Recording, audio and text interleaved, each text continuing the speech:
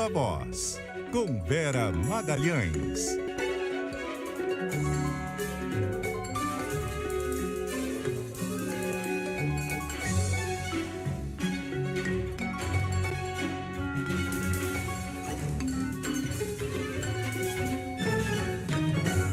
Olá, Vera Magalhães, tudo bem? Boa noite, Viva Voz. Boa noite, vocês começaram a semana adiantados, saí eu catando fone aqui, conectando rapidinho, entramos antes do horário hoje. Oi, Vera. Para não atrasar depois, porque Carlos Alberto de Blumenau, Santa Catarina, escreve: gostaria de perguntar para vocês qual é o motivo de Viva Voz demorar tanto para aparecer no podcast. Tá anotado aqui a reivindicação, já vamos tratar disso para que apareça de forma mais instantânea no podcast da CBN. Obrigada para o Carlos Alberto, xará do nosso Sardenberg. A gente assume a responsabilidade aqui e se compromete a resolver o problema. Um pouco diferente do que fez o presidente Jair Bolsonaro quando não pode dar aumento para todo mundo que ele mesmo prometeu, diz que a culpa é do outro. Culpa é dos outros servidores, Bocardi. O Bolsonaro começou a semana terceirizando os problemas dele, fazendo o contrário do que você fez agora. É uma característica, né, do presidente. Ele tem algumas características muito marcadas e esses 4 anos de mandato evidenciam todas elas. E essa de nunca assumir a responsabilidade por algo que acontece de errado e que tenha a ver com o seu governo, sobre o que seu governo tem a responsabilidade, ainda que não toda, né, não faz parte das características dele. Ele sempre tenta achar um bode expiatório. E, nesse caso, o que aconteceu foi que ele prometeu um reajuste acima da inflação, repondo perdas, dando um aumento real de salários, reestruturando carreiras, inclusive fazendo um plano para carreiras para policiais federais, policiais rodoviários federais e também agentes penitenciários federais. E, quando foi ver, isso desencadeou uma briga por aumento em outras categorias, né? Servidores da Receita Federal, servidores do Banco Central, servidores do Tesouro Nacional, enfim, várias categorias igualmente graduadas, como os policiais federais, aqueles a quem ele queria agraciar. E aí ficou claro que o cobertor era curto demais. Para vocês terem uma ideia de quanto que está estrangulado o orçamento, mesmo com todas as ginásticas que foram feitas, agora teve de ser feito um contingenciamento, ou seja, um corte de recursos maior do que o previsto, da ordem de 14 bilhões, e foi cortado um monte de outras coisas para caber precatórios, plano safra, despesas obrigatórias e um reajuste de 5% linear para os servidores, que é esse que os policiais estão reclamando, que é esse que não era o que o Bolsonaro tinha prometido e que agora ele coloca a culpa nos outros servidores. E nesse jogo que ele faz, sempre tem um apelo muito simplista e até mesmo simplório a uma coisa de nós contra os outros. Ele sempre tenta opor categorias ou classes sociais ou grupos representativos uns contra os outros, como se ele estivesse do lado de alguns e não de outros. Então agora, nesse discurso, o grande problema são os demais servidores. O grande problema não é que se gastou demais em outras áreas, que não se fez um plano de reajuste planejado ali, realmente equacionado, que tivesse recursos para isso. Que não admitem uma reestruturação dos demais sem dar um aumento abusivo para o outro lado. Então, nesse outro lado, a gente pressupõe que estejam advogados da União, auditores da Receita, todos os funcionários do Banco Central, como se eles fossem vilões. Tenta criar mocinhos e bandidos. O problema que não é de mocinhos e bandidos, é que todos esses estão sob o mesmo guarda-chuva, são servidores estatutários, regidos por uma coisa que se chama regime jurídico único da União, e se você dá reajuste para uns, os outros vão demandar, e isso é da dinâmica própria. Então tem que fazer uma reforma administrativa que realmente corrija isso, ou que altere, mas não ficar vilanizando algumas categorias de servidores, jogando uns contra os outros, como se isso fosse aliviar a barra dele, né?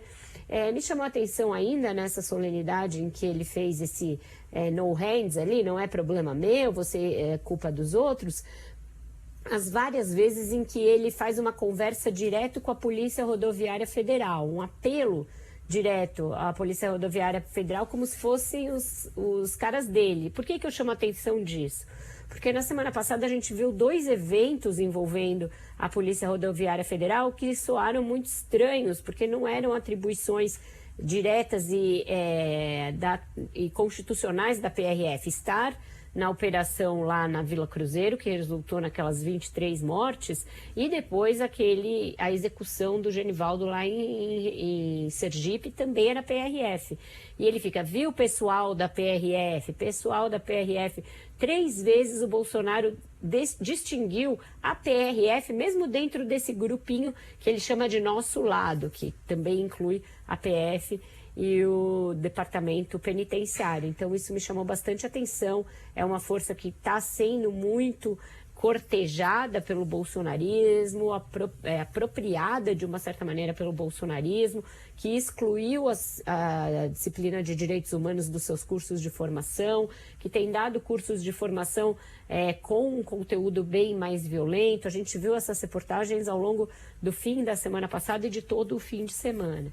Então, essa mesura especial que o Bolsonaro fez à PRF também me chamou a atenção. Ele hoje, inclusive, falou sobre o caso, né, de Sergipe com 5 dias de atraso e não fez uma crítica, né, não condenou de forma contundente a atitude dos policiais. Só disse que ia ser investigado, que a justiça vai decidir, que tem certeza que será feita a justiça, mas sem exageros. Pior ainda, né? Faz não requer investigação nenhuma. Já está constatado. E o pior ainda, né? Falou que a imprensa, sempre nós, né? Sempre fica do lado da bandidagem, sendo que o Genivaldo não era bandido.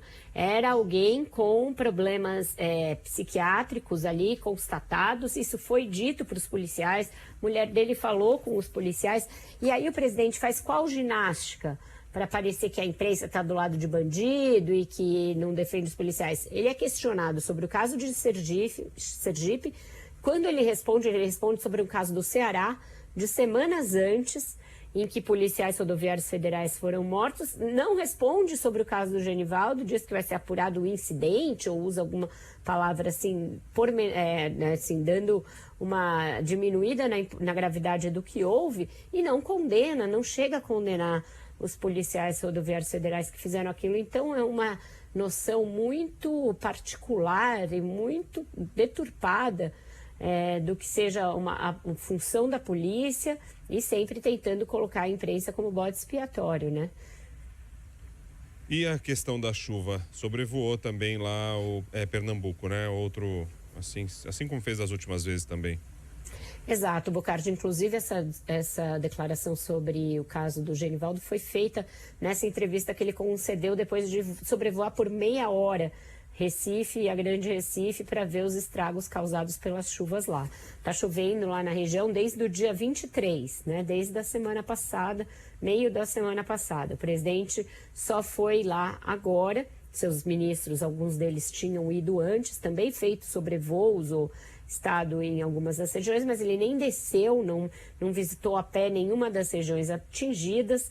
Durante a coletiva, ele disse que gostaria de ter descido, mas que o aconselhamento por parte dos bombeiros foi que não descesse, porque havia instabilidade no solo, poderia ser perigoso. A gente entende isso, claro, mas haveria lugares mais seguros para ele pousar com o helicóptero e ir de carro ou ir de algum outro veículo se quisesse estar nas regiões atingidas. O presidente aproveitou a estada lá para fazer o que ele gosta de fazer, guerra política, proselitismo político. Culpou o governador Paulo Câmara por supostamente ficar em casa, uma fala até meio desconexa.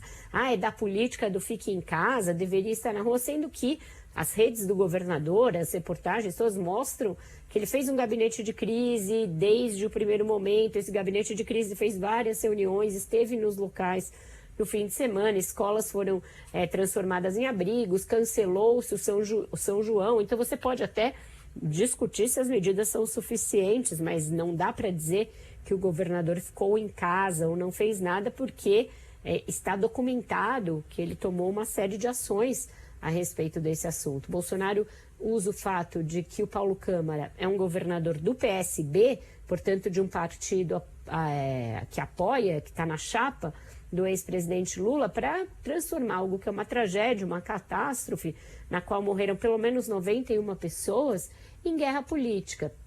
Não é a primeira vez que ele trata outros desastres semelhantes dessa maneira. Na Bahia, ele teve no início da crise, não esteve com o governador, não avisou, teve no início de dezembro, e depois, quando o caso se agravou muito, que as mortes aumentaram, os desabrigados também, ele não voltou a estar, né, no sul da Bahia, estava em Santa Catarina, andando de jet ski na ocasião, indo ao Beto Carreiro, andar de carro, fazer exibições lá com aqueles carros, e não foi à Bahia.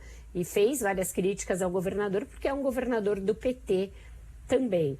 E em São Paulo, ele não chamou o governo do estado para estar junto, que era do Dória, e fez críticas ao governo Dória e às pessoas, dizendo que as pessoas construíam as suas casas em lugares que depois iam dar problema, culpando as vítimas, portanto. Então, isso é uma estratégia já conhecida do presidente. O lugar em que ele esteve por mais tempo e deu declarações mais cuidadosas foi em Petrópolis, que é no Rio de Janeiro, base eleitoral da família Bolsonaro, governada por um Metso aliado. Ele é aliado em alguns momentos, briga em outros, mas não é um adversário como esses outros. Então, é conhecida essa estratégia do presidente de transformar até tragédias como essas em briga política.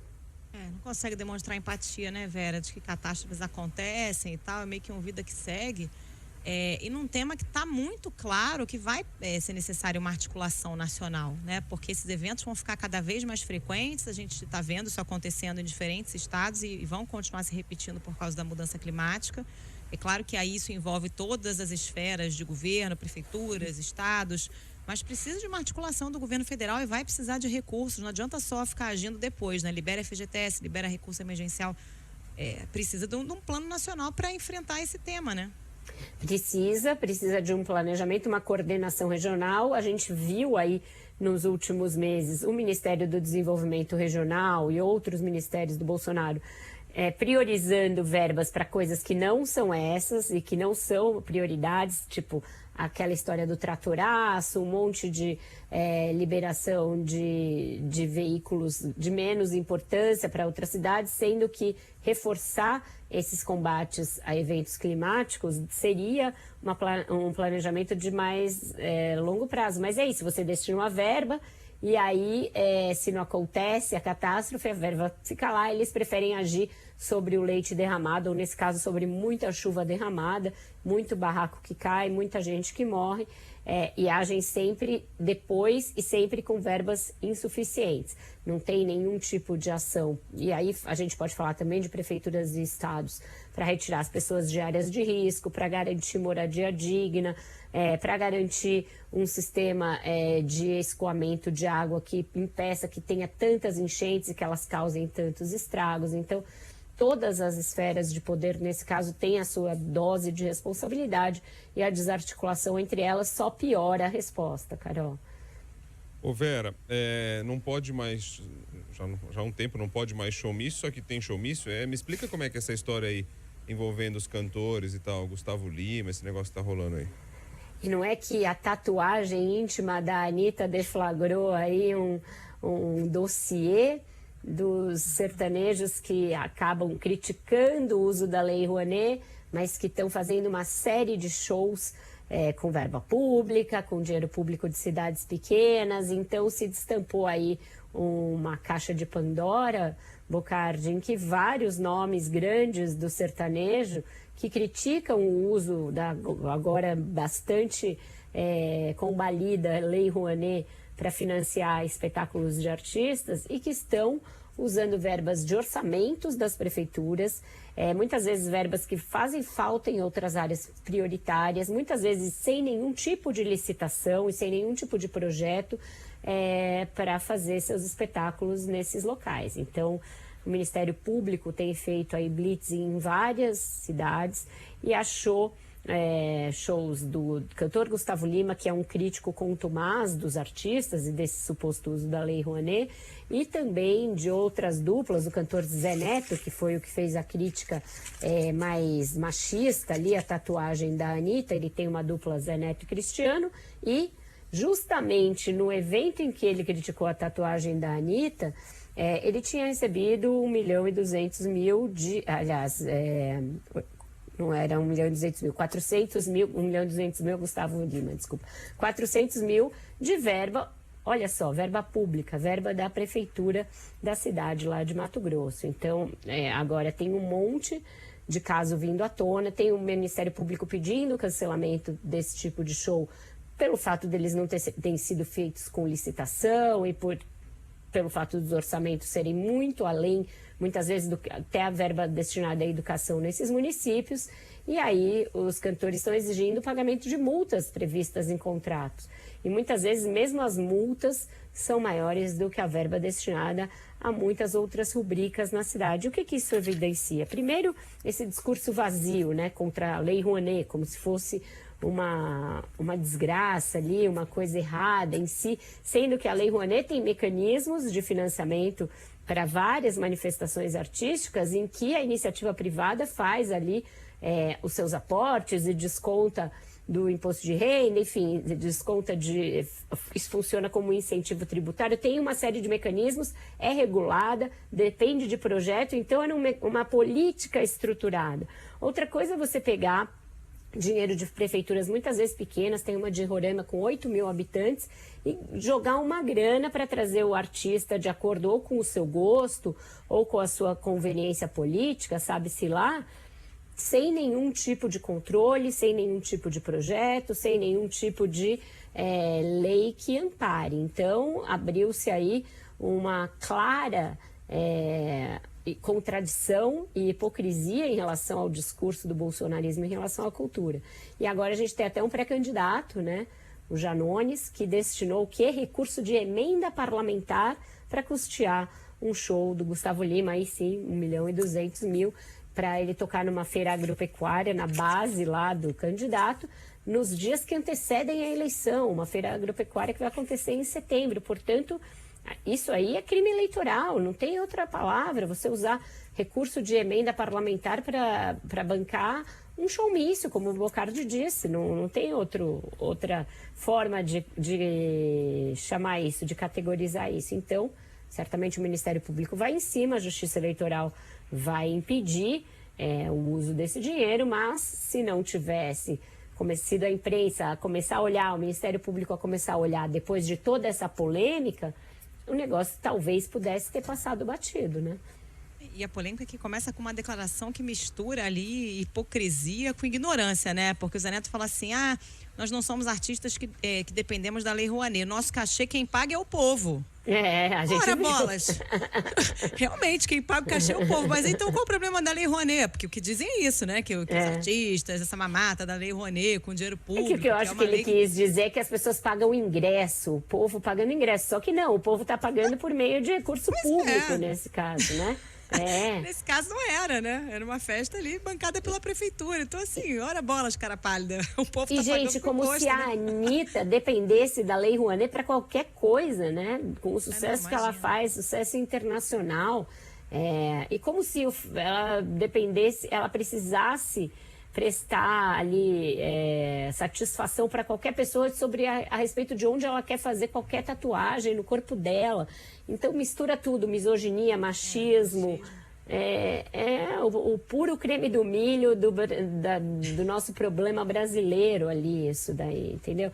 E aí a hipocrisia ficou muito evidente, porque a Lei Rouanet foi totalmente sucateada, que era um mecanismo claro, era uma lei e, portanto, tinha todos os editais, tinha tudo muito bem estabelecido, e agora é isso, por baixo dos panos você põe uma emenda, depois você pega o dinheiro de uma cidadezinha, contrata um cantor sem licitação, sem nenhuma priorização, como aconteceu numa prefeitura agora de Minas Gerais, que tinha contratado para um evento lá religioso, uma caminhada, algo assim, por valores estratosféricos, e agora o prefeito cancelou os shows. Então é isso.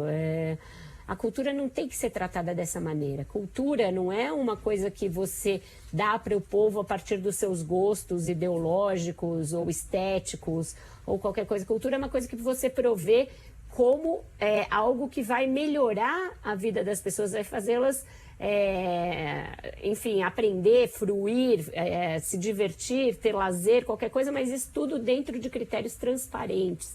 E para isso é melhor uma lei de fomento do que essa bagunça, né? A transparência é fundamental, porque as pessoas escrevem, o artista não tem culpa, a culpa é de quem paga ele. Não estamos nem entrando aqui no caso, o Henrique da Vila Mariana aqui de São Paulo escreve, por exemplo, não estamos nem entrando na discussão se o artista ele é crítico de Lei Rouanet ou não e tal. Mas tem muita coisa por trás, é preciso muita transparência nesses pagamentos exorbitantes. Ele cobra quanto ele quiser também.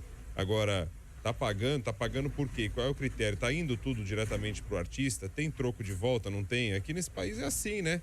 Infelizmente a gente tem que falar esse tipo de coisa. Porque também é assim, esses valores enormes e por que a escolha do artista? O que tem por trás? Qual é o desejo e tal? Se é que vai fazer essa escolha e não parte por uma lei como a questão da Rouanet, como a Vera tá falando. E é isso, Bocardi, o artista não tem culpa porque ele faz o show dele e não sabe como vai receber, mas se o artista faz desse discurso uma plataforma aí de engajamento, para lacrar em cima dos demais artistas nas redes, para apoiar esse ou aquele político, para estigmatizar uma política pública de fomento à cultura, como fazem esses artistas, aí ele tem que olhar se ele não tem telhado de vidro, né? Porque se você está querendo expor o outro, você tem que saber que você não faz aquilo que você condena, sob pena de você ser hipócrita. Então, no caso desses artistas que fizeram todo um discurso contra a Lei Rouanet, que ajudou a estigmatizar uma lei que era boa, que poderia ser aperfeiçoada, mas que na essência era uma boa lei de fomento à cultura, similar a que muitos países desenvolvidos, países em desenvolvimento têm, todo mundo tem política de fomento cultural. Então, se esse artista ajudou a estigmatizar isso e, portanto, a desempregar muitos outros artistas, colegas seus, ele tem que saber de onde ele está ganhando. Porque se ele está ganhando de prefeitura pequena, que tira dinheiro de educação, tira dinheiro de saúde para pagar show milionário, aí ele é só hipócrita mesmo. Então ele tem culpa sim. Vamos pra música? A música eu já sei de onde você tirou, Vera Magalhães. Que estávamos nesse fim de semana no Festival Queremos, no Rio de Janeiro. Não nos encontramos pessoalmente, mas teve show de Gilberto Gil, showzaço, né? Show de Gilberto Gil, showzaço, vi as fotos de Caramba Moran, não nos encontramos. Não dava muita gente. E o Gil lembrou essa música dele lá dos anos 80, acho que ele nem canta tanto em repertório, mas que vale para tanta coisa que a gente tem visto, tanto discurso, vale para o início da nossa conversa e vale para esse final, vale desse jogo de empurra de um governo para o outro e vale para essa hipocrisia de você querer afetar uma superioridade moral entre os demais quando você tem telhado de vidro. Então a música é perfeita. Nos barracos da cidade, ninguém mais tem ilusão. No poder da autoridade de tomar a decisão. E o poder da autoridade, se pode, não faz questão.